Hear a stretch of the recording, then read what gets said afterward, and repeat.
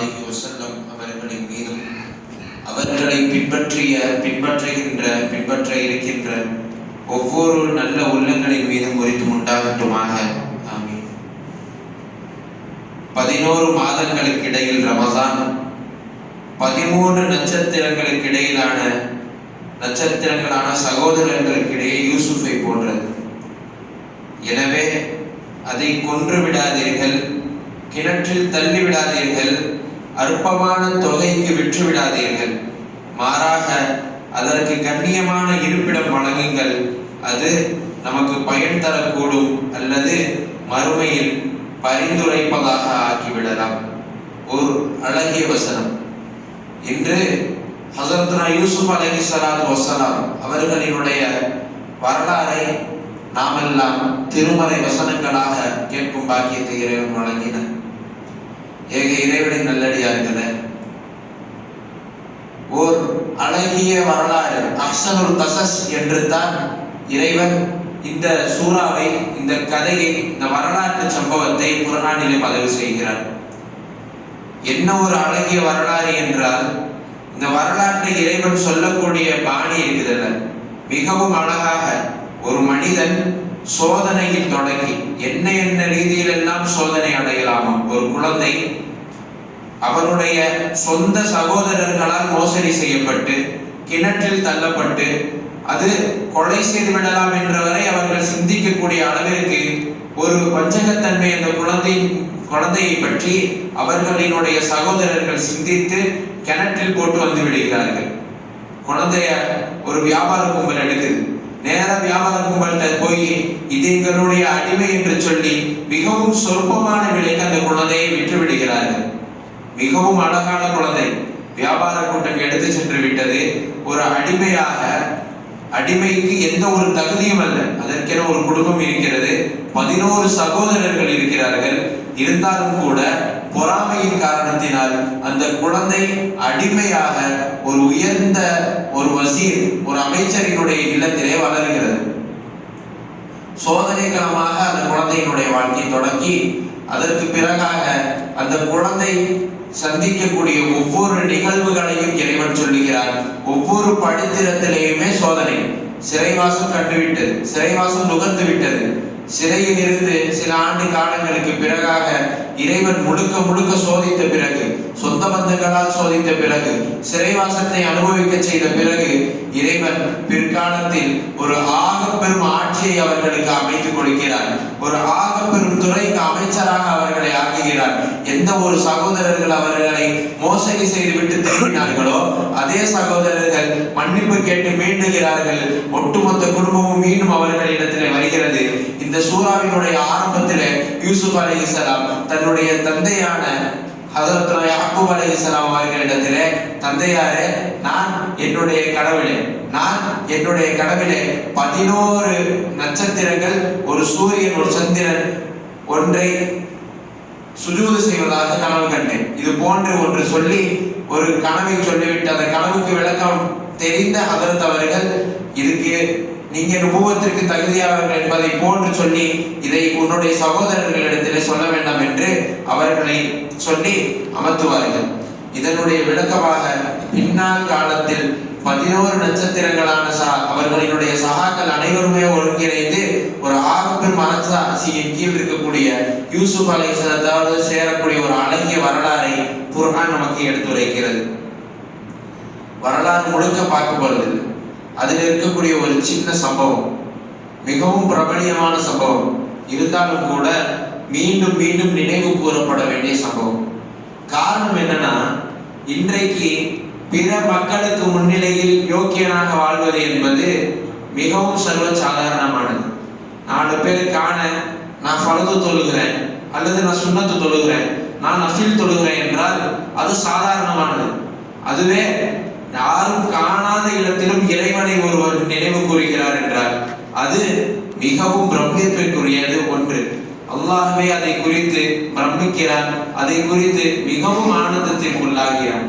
ஹஸரத் யூசுப் அலைஹிஸ்ஸலாத்து வஸ்ஸலாம் அவர்கள் இடையிலே நாம் ஒரு பாட்டு பார்த்தோம்.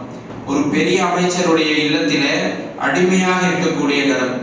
மிகவும் அழகிற்குரிய ஹதரத் யூசுப் அலைஹிஸ்ஸலாத்து வஸ்ஸலாம் அவர்கள் அந்த அமைச்சரினுடைய மனைவியால் ஈர்க்கப்படுகிறார். அவர்களினுடைய அழகை பற்றி அதற்கு அடுத்த பக்கத்தில் இறைவன் சொல்லி காட்டுகின்ற பொழுது இப்படி சொல்லி காட்டுவார், அந்த பெண் ஊரில் இருக்கும் அனைத்து பெண்களையும் அழைத்து வந்தார். அழைத்து வந்து இவர்தான் யூசுப் என்று அந்த யூசுஃபை நடக்க விட்டு காண்பித்தார். அந்த பெண்கள் எல்லாம் கையில் வைத்திருந்த பழத்தை அறுப்பதற்கு பதிலாக தன்னுடைய கைகளை அறுத்து கொண்டார்கள். கைகளை அறுத்தது கூட தெரியாமல் சொன்ன வார்த்தை, இவர் சாதாரண மனிதர் அல்ல, மலக்கு என்று நினைக்கிறேன் என்று சொன்னார்கள் என்று இறைவன் திருமறையிலே பதிவு செய்கிறான். அந்த அளவிற்கு பேரழகு. அந்த உயர்ந்த குடும்பத்து பெண்ணால் பெண் மயங்கி இவரை தன்னுடைய இச்சைக்கு அழைக்கின்ற பொழுது ஹஸரத்துனா யூசுப் அலைஹிஸ்ஸலாம் நினைத்திருந்தால் இணைந்திருக்கலாம், இணங்கி இருக்கலாம். ஒரு பெரும் கோட்டை, பாதுகாப்பான ஒரு சூழல், ஒரு அரச குடும்பத்து பெண் என்றால் அழகிற்கு எந்த ஒரு குறைச்சலும் இருந்திருக்காது. இருந்தாலும் கூட சொன்ன வார்த்தை மஆதல்லாஹ், இறைவனை அஞ்சியவர்களாக அந்த இடத்தில் அந்த பெண்ணை விட்டு விரண்டோடக்கூடியவர்களாக ஹஸரத்துனா யூசுப் அலைஹிஸ்ஸலாத்து வஸ்ஸலாம் ஆனார்கள். யூசுப் அலைஹிஸ்ஸலாத்து வஸ்ஸலாம் அவர்களினுடைய இந்த வரலாற்றிற்கு அஹ்ஸனுல் கஸஸ் என்று பெயரிட்டதே அவர்களினுடைய நேசம், இறை நேசம். யூசுப் அலைஹிஸ்ஸலாம் அவர்களினுடைய வரலாற்றுக்கே அழகூட்டிய நேசமாக அந்த ஈமான், அவர்களினுடைய ஈமான் இறை காதல் மாறி போனது என்பதுதான் இந்த வரலாற்றினுடைய ஒரு ஆக பெரும் சாராம்சமாக இருக்கிறது. ஹதரத் முஹம்மது இப்னு சீரின் ரஹ்மத்துல்லாஹ் அவர்களினுடைய வரலாற்றை பற்றி சொல்லுகின்ற பொழுது இதே போல ஒரு சம்பவம். அவர்களை ஒரு பெண் தன்னுடைய இச்சைக்கு அழைத்த பொழுது முஹம்மது இப்னு சீரின் ரஹ்மத்துல்லாஹ் அவர்களால் அதனை பெருமளவில் தடுத்து செல்லக்கூடிய சக்தி அவர்கள் அந்த நேரத்தில் பெற்றுவிடவில்லை. உடனே என்ன பண்றாங்க, சரிம்மா வரேன், ஆனா ஒரு சின்ன நிபந்தனை, பாத்ரூம் போயிட்டு வந்துடுறேன், என்னுடைய சுய தேவை மட்டும் நிறைவு செய்து விட்டு வந்து விடுகிறேன் என்று போன முஹம்மது இப்னு சீரின் ரஹ்மத்துல்லாஹ் தன்னுடைய மனத்தை தன் மீது பூசி கொண்டு வந்து நின்றார்களாம். இப்போ வா அப்படின்னு. அந்த பெண் உடனே விரண்டோட தொடங்கிவிட்டார். இதனுடைய காரணத்தினால் அவர்கள் ஒரு மாபெரும் அருளை, கனவிற்கு விளக்கம் சொல்லக்கூடிய அருளை பெற்றார்கள் என்று வரலாறு புத்தகங்களிலே எழுதுகிறார்கள். இந்த ஒரு ஈமான் யூசுப் அலைஹிஸ்ஸலாத்து வஸ்ஸலாம் அவர்களிடத்திலே இருந்த இந்த ஒரு ஈமான் ஹதரத் முஹம்மது இப்னு சீரின் ரஹிமஹுல்லாஹ் அவர்களிடத்திலே இருந்த இந்த ஒரு ஈமான் ஒவ்வொரு இஸ்லாமியனான ஒவ்வொரு முஃமினிற்கும் வர வேண்டும். அது வெளிப்படக்கூடிய ஒரு இடம் ஒரு பெண் அடைக்கக்கூடிய இடமாக இருக்கக்கூடாது. மாறாக தனிமையில் மொபைலோடு உட்கார்ந்திருக்கும் பொழுதும் சரி, தனிமையில் வேறு எந்த ஒரு ரீதியில் அமர்ந்திருக்கும் பொழுதும் சரி, தவறான எண்ணங்களுக்கோ தவறான இச்சைகளின் பக்கமோ இணைவதை விட்டும் நாம் நம்மை தற்காத்துக் கொள்ள வேண்டும். இதைத்தான் இறைவன் குர்ஆனிலே மிகவும் அழகாக சொல்லி, இதை விட்டு தப்பித்து விரண்டோடிய இறைவனை தனிமை நினைவு கூர்ந்த ஒரு நபியை அஹ்ஸனுல் கஸஸ் என்ற அவர்களினுடைய வரலாறை இறைவன் பதிவு செய்கிறார். ஏக இறைவனை நல்லடியார்களே, ரமதானுடைய மாதம் ஆக பல முறை சொன்னது போல ஷைத்தான்கள் எல்லாம் விலங்கிடப்பட்டு விட்டார்கள். நஃப்ஸ் எல்லாம் பசியால் அடங்கி போன இந்த ஒரு நேரத்தில் மட்டும்தான் இது போன்ற இபாதத்துகளை எல்லாம் நம்மால் பயிற்சி செய்து கொள்ள முடியும். இது போன்ற இபாதத்துகளை எல்லாம் நம்மால் பயிற்சி செய்து கொள்ள முடியும். பெரும் பெரும் இபாது சாலிஹீன்களாக இருக்கலாம். ஹதீஸிலே ஒரு இடத்தில் இப்படி வருகிறது, கியாமா நாளிலே ஒரு மனிதன் நரகத்திலே தன்னுடைய குடல் வெளியே வந்து விழுந்து கிடக்க ஒரு செக்கு எண்ணெயை, ஒரு கழுதை சுற்றும் அல்லவா, செக்கு ஆட்டக்கூடிய அந்த கருவியை சுற்றி சுற்றி ஒரு கழுதை வருவதை போல தன்னுடைய குடலை சுற்றி சுற்றி ஒரு ஆலிம் வந்து கொண்டிருப்பார். ஒரு ஆலிம் வந்துகிட்டு இருப்பார். உடனே மனிதர்கள்ல சிலர் வேகமா விட்டு போய், ஏப்பா நீ சொன்னதை நான் கேட்கல, எனவே நாங்க நரகத்துல கிடக்கிறோம், நீ ஏப்பா இங்க இருக்கிற நீ கேட்கும் பொழுது அந்த ஆலிம் சொன்னாரா, நான் சொன்னதை நானே செய்யல, எனவே நானும் நரகத்துல கிடக்கிறேன் என்று.